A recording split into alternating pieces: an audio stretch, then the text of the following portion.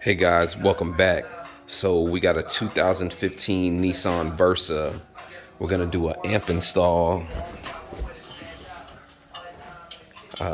Right now we're running the power wire.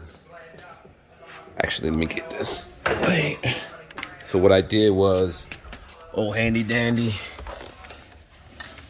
coat wire, ran it right through the rubber garment underneath.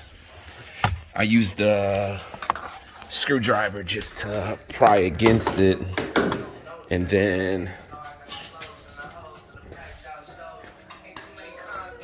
came out right there. Here's the coat hanger right here. So we'll run the power right here.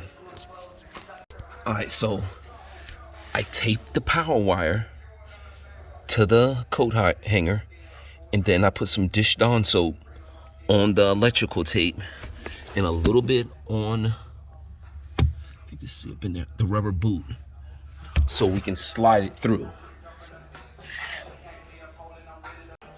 All right, so I got the power wire ran through. Oh, let me get the light. Got the power wire ran through the rubber garment. Can you see it? Right there. And we got it coming out. Let me go around. Got it coming out right there.